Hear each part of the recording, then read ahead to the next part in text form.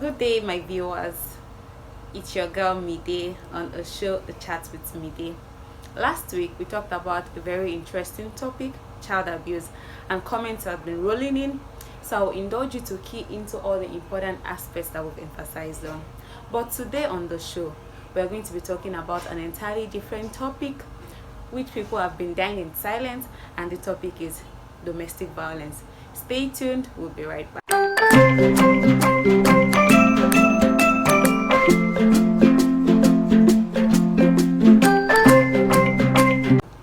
Welcome back, guys. Still on the show, A Chat with Mide. Now, looking at domestic violence. What is domestic violence? Domestic violence can be referred to as all the acts of physical, sexual, psychological, and economic violence that can be committed by an intimate partner or a family member. We will be looking at domestic violence in two dimensions: the husband to wife dimension and the parent to child dimension. Now, starting with the husband to wife dimension. According to research, DoSomething.org made us to understand that 85% of the victims of domestic violence are women. There are two stages. I'll be talking about two stages here. We have the peripheral stage and the chronic stage. In the peripheral stage, the domestic violence has not really eaten deep into the marriage. The action of the man is triggered by the wrong of the woman, and the man sees beating as the only option for correction.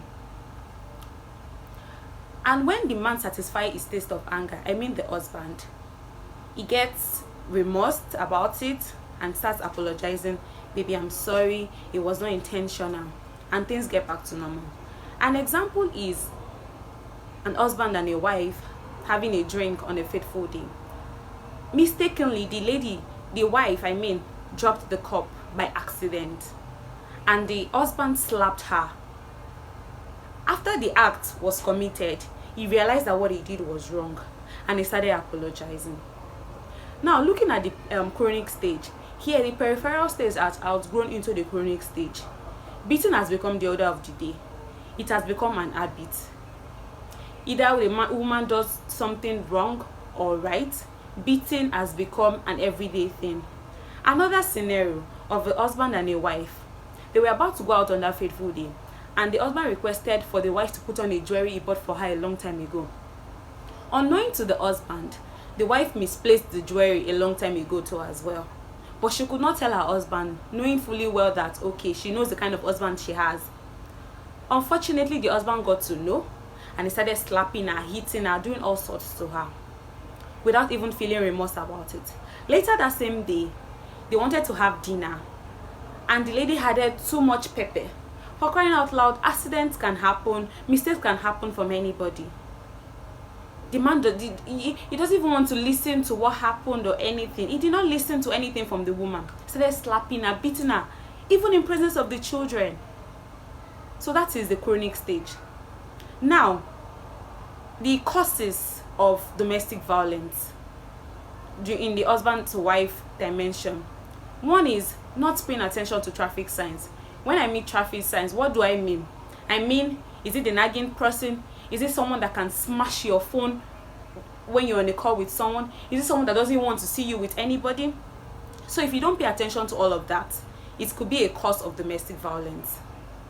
Another point is not knowing your spouse's love language. We have 5 love languages. We have the physical touch, we have the quality time, we have the words of affirmation, we have the words of affirmation, we have the acts of service, and we have the giving gifts. So those 5 love languages, you have to know them, because if your husband is the quality time person and you are not there at that particular time, there could be trouble. And again, lastly, not being able to manage your spouse's temperament.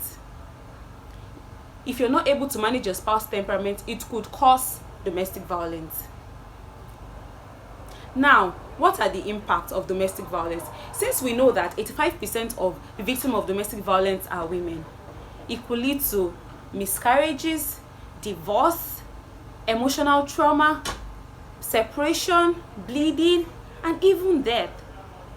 Also, on the part of the husband, he will no longer be in full custodian of the children.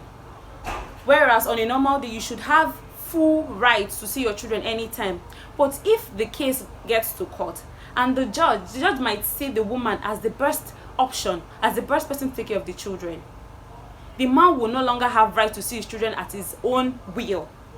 The judge might tell him, okay, because of this act you've done, see you can only see your children maybe once in a week, twice in a month, and the likes. And also the impact on children. For the male child, since he's in that family, since he's experiencing everything that's happening, when he grows up, he will see it as the right thing, because his brain has been reconstructed to see things that way. He will feel beaten is the only thing that should be done to a woman.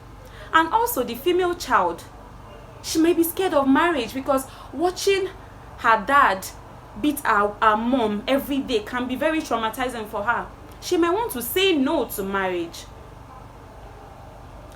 Now, how can we prevent domestic violence between husband and a wife? There are so many measures that we can use to prevent it. 1, pay attention to traffic signs. Courtship is not a time for you to have sex, have fun, or do all sorts alone. It's a time for you to get to know your partner, get to know what he can do, get to know his limits, get to know, okay, if I should do this, what is his reaction? See his reaction during that period. Also, using of words of appraisal like thank you, please, I'm sorry. Honestly, it goes a long way. You can't expect a husband that got you a Gucci bag or a Gucci shoe and she just assumed that, okay, my husband knows I appreciate it. You have to use those words. They are really key. And you have to be able to manage your spouse's temperament. Men are known to be egocentric. They have this ego. And if your husband is the one, you see, we can't have two sailors in a boat. If your husband is saying, yeah, you as a woman, as a wife, you should be able to calm down for your husband. He's the head of the house, remember. So we need to take our cool on that. I would like to say this. Divorce is not the best option. It is not the best option at all. But if it is life-threatening, I would indulge you to evacuate the premises. Because saving your life comes first before you even seek for external assistance, before you call the psychologist, the counselor. Saving your life comes first. Now, looking at the parent to child, you might be wondering what could be the cause of domestic violence. Some might even be thinking, okay, I think domestic violence should only happen between husband and wife. I want to tell you today that children also experience domestic violence. Now, what could be the cause of domestic violence between a parent and a child? One is parents using capital punishment on all offenses. Capital punishment like using a broom, knife, excessive beating, and all sorts to correct your child. If your children offend you, you can call them to order, ask them the reason for their action. Beating is not always the solution all the time. When you call them, ask them, okay, why did you do this? Why did you do that? It's not always, in fact, that's way they might even outpour whatever is bothering them. But if you beat them all the time, there's no way, if you use capital punishment, there's no way they can even share things with you. And if at all you want to beat, because some of you, or some of us, there's know this popular Bible verse that says, spare the rod and spoil the child.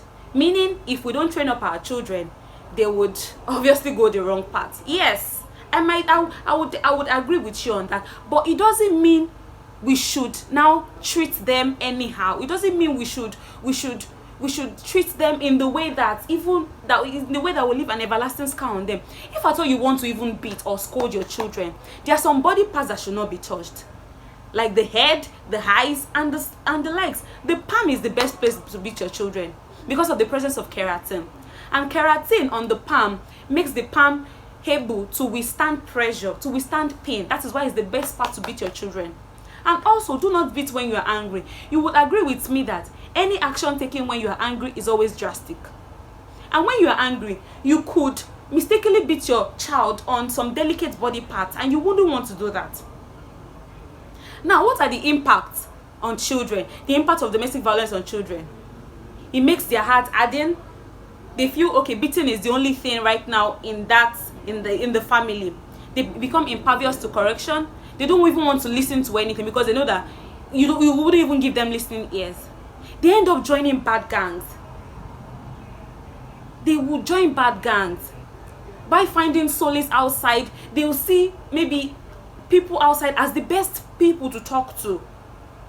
It leaves everlasting scar, because how do you explain you trying to use a knife to beat your child? It leaves an everlasting scar. And they will no longer have trust in you. Now, how can you prevent it? By managing your anger. These children are not aware of how your day went. Don't transfer aggression. Fine, our day might be hectic, we might have gone through a lot on the day, and children can be very, very demanding. They want our attention always. So you as a parent, try and manage your anger. Know when to spark. Manage your emotions. If you know that your emotions get out of hand, just stay away from the house. Stay away from home. Don't even pass it out on the children. And children, always listen to your parents. Whenever mommy or daddy ask you to do something, don't always go against their wish, because no parents want to live with a disobedient child. So listen to them. Lastly, I would like us to know that there's an adage that also tells us that if you use a right hand to beat a child, you use the left hand to draw the child closer, which will bring us to correction with love. Let's ensure that we correct our children with love. It is really important. If you don't correct them with love, trust me, they will go outside there and look for someone that will actually treat them with love. So let's correct them with love. Let's draw them closer. They are our children. We gave birth to them. So I will indulge us. But before we wrap it up on the show today, I want to throw a question to us so that we can ponder and think about it. From the husband to wife domestic violence, the chronic stage for that matter, I would like to know that, should we say there was no love from the onset?